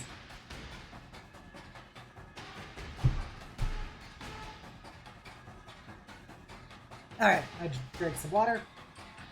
I hope you guys are all enjoying this. I'm having fun. I'm actually having a surprising amount of fun reading this. It's very fun, and I'm happy I get to do my Mechanicus voice. I once played a Skitari in a Dark Heresy campaign named Alpha Rochi, otherwise known as Arc 13, and that was the voice I gave him, basically. Chapter 3, The Way to Theta Garmin. Mohana Monkatavai bathed in a liquid warmth, so different to the caress of sunlight on bare skin. She was blind and for a moment did not know where she was. She opened her mouth to speak. Liquid moved around the aching stub of her tongue. It was already in her lungs. She was drowning without dying, but she did not panic. Many thoughts were coursing through her mind. One came to prominence and expressed itself as a line of text across the darkness of her mind. Item, where is the sun? Disembodied chatter answered Mohana Mankadavai, 100 voices, human and machine, all gabbling at once. Item, where am I? There was no soft breeze, no sensation but that conveyed by alloy skin and wire nerves. No taste but the aseptic amnion that filled every cavity of her body. No cold air to rouse the lungs. Her flesh was soft with years of immersion. Her environs were precisely the same heat as her internal temperature, blurring the boundary between her body and the medium she floated in. She kicked her legs. They were feeble, and she realized she could not have walked were she free. She lifted a hand before her. Its outline was a blur in the thick liquid. She clenched her hand into a fist and let it open. Her fingers were withered sticks. Query, where is my strength and beauty? She asked a question every old woman who had once been a girl asked herself. Query, when did I become so old? Her heart raced. A second voice answered her, exactly the same as the first. Item, I was dreaming. The dream is over. Item, I awake. Outside the tank, a chime rang, the first external stimulus she processed, although the noise was muffled by armor glass and the liquid as soon as she became the liquid. As soon as she became aware of the chime, other sensations reached her, conveyed by waking machine senses and the motion of the liquid she floated in. The head of Luxor in Victoria was moving. She drifted through the liquid, belatedly changing direction as the head shifted. The head came to a stop, and she carried on moving into the tangle of hardlines. The tangle of hardlines jacked into her spine, brain, and the remnants of her gut. She knew where she was. After the false veracity of her machine memory, her condition came as a shock all over again. Item, I am Grand Master of the Legio Titanica Solaria. Item, I am permanently installed in an amnionic tank in the head of the Tigress Pattern Warlord Titan, Luxor in Victoria. The voice was her voice, a part of and yet separate from her. Similar voices spoke from other scripts, detailing external change, systems readiness, and a myriad other things. Many of the voices clattering in her head were her own. She did not wake like a woman anymore, with her breasts boobily rising. So much of her being was meshed into the war engine's soul that she was already processing multiple strands of data before she was fully conscious. The effect made her feel like a passenger in her own skull, and that her consciousness had been reduced to some glitchy artifact in an enormous mechanism. She was becoming data lost, close to being one with the machine god. The feeling excited and appalled her equally. At no time was it stronger than when she awoke.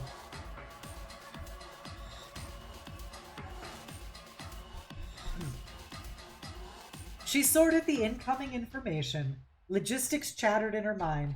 Data screed rolls down the fields of her co-opted imagination. Vox of emanation sounded in her mind. Machine voices competed with them. From these, she isolated the voice of her primary data font and consigned the others to temporary oblivion. Item. The data font stated emotionlessly. Warp exit in 3 hours, 14 minutes, subjective. This troubled her. The chronographs of Luxor and Victoria suggested arrival 4 days later, though, of course, any projected journey time in the warp was, at best, a guess. Query. Destination. Item. Destination Beta Garmin. Beta Garmin Cluster. Query. Destination change. By whose command? Item. Command issued by Magos Principia Militaris Goten Mu Cassinius Arc Magos Maxima Dominus Machina Dei Legio Salaria. Query. Why? The data font was a simple-minded thing, a conglomeration of semi-sentient systems, and a sliver hived off from Mahana Makana Vai's own intellect. It could be annoyingly obtuse and needed frequent prompting. Real chat GPT hours up in here. Just wait till the God Machine starts calling itself Mecha Hitler. New orders received. The boom of metal clamping on metal rang through the hull, quivering the thick, preservative amnion of the tank. Mohana's ancient body felt the head being lifted high. I am being reconnected to Luxor in Victoria. Correct, responded the data font. Query. Why was I not awoken to receive the orders? The chattering data font gave no reply, but churned out a mess of numbers, describing the head's movement through the air. Why was I not awoken? Unknown. No reason given. Query.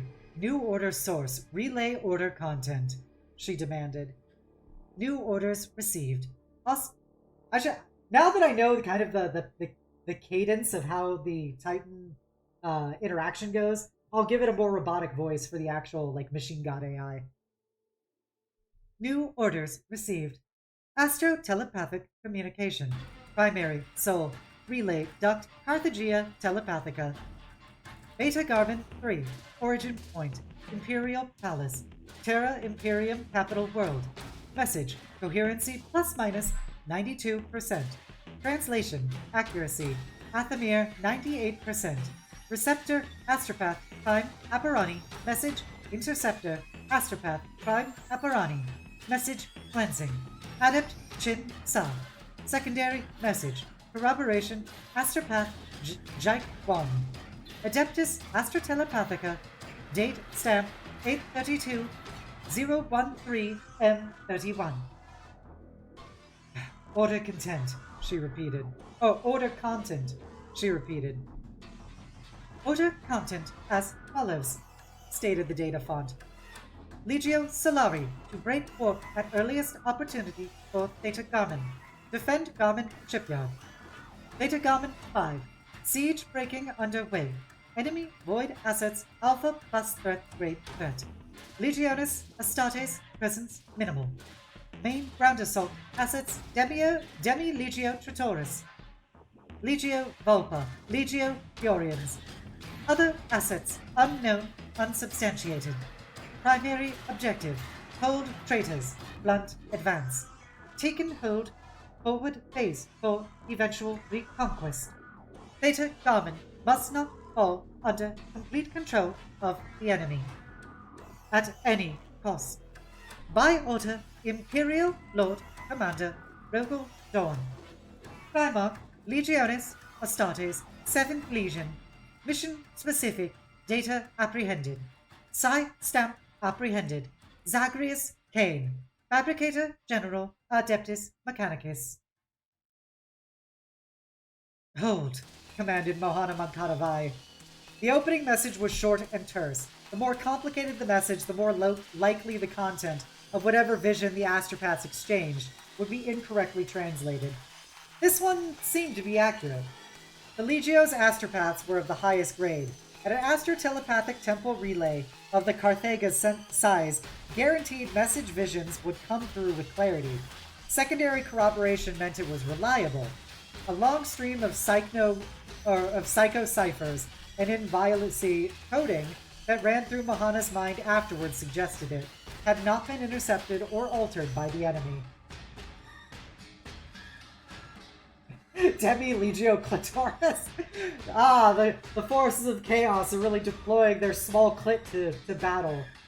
Real trans girl problems right there. Do you wish to hear mission specifics? Asked the data font. Supposition. Message is genuine. Statement orders received are to be acted upon. Item. Magos Principia Militaris acted without proper authority. The last she noted in her log is an act of defiance. She was bound to be sidelined eventually. There were two possible reasons: betrayal or imminent death. She discounted the first. The Imperial Hunters and their Mechanicum priests were loyal to the core. That meant the latter. They would never tell her she was about to die, but if the priests were beginning to usurp her authority, she probably didn't have long left in this life. She could feel her mind fragmenting.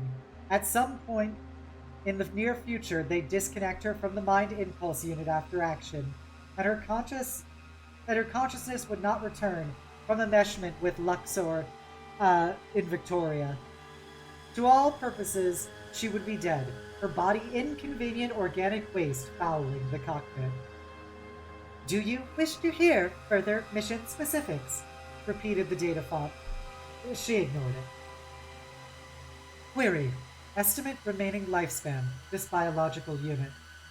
There were a few seconds of silence. The flow of data input grew physically noticeable as an electrical tickle at the top of her neck. Luxor and Victoria's cogitation systems were performing calculations in concert with her brain. The two systems, machinery and mind, worked indivisibly as one. Estimate of continued life of Mohana Mankata Vai, 10 months, 6 days, 47 minutes. Mental overlap increasing. Commingling of machine and organic spirit at 37%. And rising. All hail the machine. All hail the machine indeed, Mohana thought to herself. Although there was not really such a thing as herself anymore. Luxor would bear the bite, or would hear the bite in her thoughts. She was glad he had not woken fully.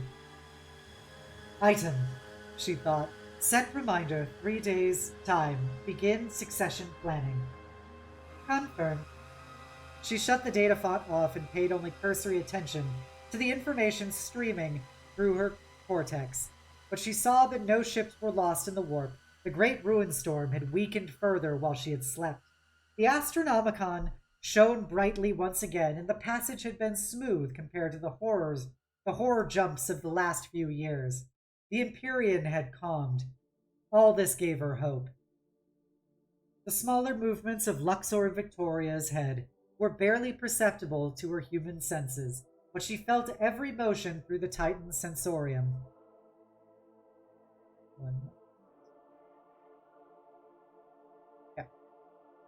10 sensorium. I just lost track. The sensations grew in intensity as the machine's animal sentience stirred. Oh, hey, Sabo! Welcome! Yeah, I'm reading an actual Horus Heresy book called Titandeath. So I'm glad that you're all about it, because here we are. It's an all-female Titan Legion about to deploy to go fuck up some traitors. He was being brought to life by the ministrations of the priests as they prepared to resocket the head into the gargantuan body. Luxor and Victoria had a minimal sense of touch and only a crude grasp of pain, but other senses took place of those inferior human faculties. She felt everything he did. How could she not? She was Luxor and Victoria. As the head swung out high over the deck of the dropship hangar, where the Titan body waited, her mind went back to the plains of Procon and Hamaj. The sensation of commanding a Titan was akin to riding a horse. At least the feel of two minds responding to each other was simple. The machine bond was more intense, deeper, more intrusive. The mind of a Principe and her god engine meshed in a way that no other partnership could match. Unlike riding a horse, it was a cold intimacy. There was nothing of friendship in the bond with the Titan. It was a marriage of convenience in which both sides bickered for dominance.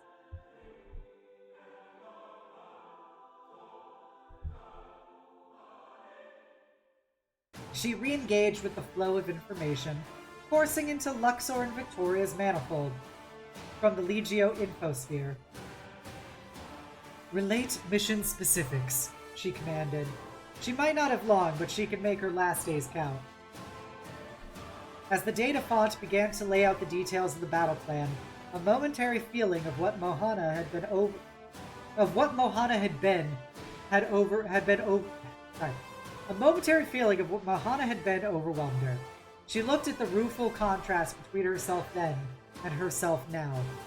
What she had become was the direct result of that reckless moment 200 years ago, when she had taken the cog from the men of her house and held it up in defiance of every constraint placed upon her. The clean-limbed girl with clear eyes and strong bones lived only in her mind. For pride, Mohana had condemned herself to a life of a kind she could never have imagined. Yet in doing so, she had gained power beyond the dreams of the most ambitious knight of House Vi. The gods of war walked to her command. The bounds of reality stretched, space inflated, fixed points of stars became circling smears, their light dragged out by a dimensional singularity of uttermost black. A crawl of multicolored lightning jagged from fringes of the null point, limiting the darkness with lines like the radial muscles of an iris surrounding the pupil of an eye. With a sucking roar that defied the airlessness of the void, the pupil swelled and burst, opening up a vista on the howling madness of the reality just beyond the awareness of mankind. For a moment the rift billowed, threatening to swamp everything with lights of no natural hue before it stabilized. Opposite the rift, the inky blackness of the materium stood immutable. The innumerable stars of the machine god's great work shone steady and true away from corrupting effects of the warp of void interface. Burning brightest of all the stellar lights was a vast field of stars and gas, a nebula largely done with childbearing. It provided an ordered mirror to the disorder of the materium, roiling on the other side of the hole in space and time. It was an adornment on the machine of creation, a jewel wrought by a god with an eye for beauty. Luminous gas clouds fixed in predictable cellular patterns of fractal dispersion operated to the sacred laws of physics. A few stars were still forming at the points of the greatest remaining mass, but though wreaths of gas arced gracefully over the central part, in the main the course was fully wrought from the cosmic clay of dust and light. There the curls of matter, though captivating to look upon, were mere afterbirth of the dozens of fully fledged systems, glowing in the wide black gaps, where eons ago the nebula had collapsed into life. This rich globular starfield went by the name of the Garmin Cluster, and thence the Legio was bound. Though the heaving gap a mighty fleet proceeded, ship after ship poured from the warp rift, dozens of metallic glints raised by immaterial swarms and hard starlight scintillated on the angles of their hulls, multiplying by the second as the Legio Solaria made its translation from madness to order. As the Legiones Astartes had their fleets, so did the Legios Titanica. Titans were the galaxy's most potent fighting machines, and they were of no use if their wreckage was scattered to the void before they set down upon a battlefield. Any enemy commander with a modicum of sense would do his level best to ensure that they never reached the war zone. And so to get where they were needed, battle titans required protection of the most powerful sort. At the center of the fleet were two giant conveyors of titans, the Tantamon and the Artemisia, huge, unlovely craft, more akin to the cargo hulks of the Chartist captains than the sleek glories of Imperial warships. Their permanent structure was spindly. Most of their volume was taken out by the maniple dropships. The Titan conveyors carried 6 of these detachable craft apiece, long, hexagonal transports that were little more than giant engine arrays clustered around echoing hangars and stores. Their undersides bulky with grav impellers and retro thrusters. Enormous amounts of power were required to bring Titans down to a planet's surface, and nigh on incredible amounts to deliver an entire maniple as these ships were designed to do. Therefore, each dropship had a reactor of a class more usually installed upon a frigate, squashed upon its upper parts by cunning engineering. When the dropships were deployed, the conveyors were left as bare skeletons, shaped like letter H's. The command superstructure projected from the bar of the H dorsally and ventrally, extending far enough out that the sensor clusters mounted atop its spires could see over the dropships while they were still attached. Hey Thomas, welcome, welcome! We're going to be finishing here soon. I'm trying to find just a good break point for us to leave off, but also this song is a banger. Disposal Unit from Dark Tide, everyone's favorite song. Because they were designed to deliver the mightiest ground weapons available to mankind into zones of intense warfare, the conveyors were heavily armed. Both the upper and lower surfaces of the sticks of the H were equipped with castle walls, behind which the giant robotic infantry of knights' warsuits could shelter and add their weapons to those of the ship during battle. Many gun towers bearing powerful energy cannons interrupted the wall's length, while across the bar of the ship, angled batteries of macro cannons pointed fore and aft. Around the Tantaman and the Artemisia swarmed a great support fleet. Smaller conveyors stacked with one Titan coffin ships flew in their shadow, as did the supply barks, the Void Castella of the Legio's auxiliary knightly house, and troop transports. An entire battle group escorted them, with seconded Imperial vessels supplementing the formidable power of the Mechanicum vessels permanently attached to the Legio. A battleship, cruisers, frigates, corvettes, together it was a collection fit to rival a subsector fleet. The final element of this armada, and perhaps the most powerful vessel of all, was the Arc Mechanicum, Metallo Mutandis. Innards crammed with equipment provided manufacturing potential greater than that of many worlds, all necessary to keep the Legio in the field, while the esoteric weapons bristling on the hull meant Metallo Mutandis was as well suited for destruction as it was for creation. The warp seemed to recognize the value of this prize and only reluctantly let it go. The Ark's Geller fields shimmered against squirming lashes of otherworldly energy, the reaction between the two generating short-lived horrors of luminous corpuscent. Metallo Mutandis lumbered free of the rift. The Geller field blinked off, plasma drives engaged, and attended by its own flock of subsidiary vessels. The Ark joined the rest of the armada. When the last escorts passed the unlight of the warp, the rift trembled, disrupting the formation of the fleet with eddies of perturbed reality. As impressive as the arrayed battle group Solaria was, it had once been mightier. The conveyor Rule of Arrows had been lost during the battle for Paramar. Its titans stranded and felled over the months of fighting that followed the landing. Half the Mechanicum ships the fleet had boasted at the end of the Great Crusade were no more. The Imperial Navy escort replacing them was a patchwork formation of differing liveries. Although both major conveyors retained their full complement of dropships, two of Artemisia's were empty of Titans, and several lesser conveyors had gaps in their coffin ship stacks. Every element of the fleet had suffered the effects of treachery and war.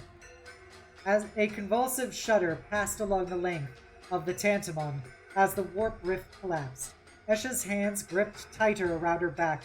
For a ship of its size, the Tantamon had a small, cramped bridge, and she and her fellow Principe kept to the side, out of the way.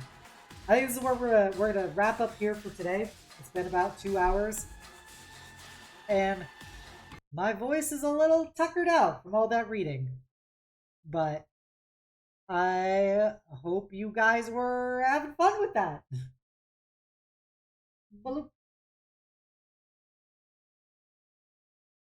So, yeah, this is our first of the Obsidia read-along streams. I hope it was fun. I hope you enjoyed it. I actually surprisingly enjoyed it a lot more than I thought I would. So I would be happy to do more of this. You know, if people like it, we'll keep reading along in the future. And if people still really like it, we could always what's it called? We could always read other books in the future. So I'm very excited for this beginning. It seems pretty cool. I hope you guys have fun. So this is a new type of content for us, but if you haven't done so already, please give me a follow here on Twitch. Give me a sub over on YouTube, a follow on Blue Sky, and you can join my Discord, the Eternal Citadel, and be a part of my incredible community. I want you all to know you're all beautiful, amazing, and valid people. I hope you enjoyed spending your afternoon with me nearly as much as I enjoyed spending it with you. And never forget the most important part, which is the world is better having you in it. Oh, thank you, Sabo. You're sweet. That'll be our streams for the week. We're going to try and do 3 streams next week. We're going to do solo D&D on... we're going to do solo D&D, another reading stream, and we're going to try starting a otter run of Baldur's Gate 3 and see how my computer handles it. That'll determine if we do more Baldur's Gate 3. Since it is quite a feisty game for my computer. So we have very busy. All these streams are going to be in the afternoon around 12 o'clock. So I look forward to seeing you guys there. We are gonna do a raid. Let's go raid. We're going to go raid Yarny. She's currently streaming with her friend Skylord Zoe doing Elden Ring. But I love Yarny. Yarny is literally like the best kitty around. She is also a actual pro gamer at fucking Souls-like games. She beat all of Elden Ring using only a face tracker. So that gives you an idea of how much of a badass Yarny is. She's a total sweetheart too. Real gremlin. If you're a follower, please copy down the call to hugs. And if you're a sub, please copy down the knight's message. And let's go send Yarny some love. See you guys later. Have a good day.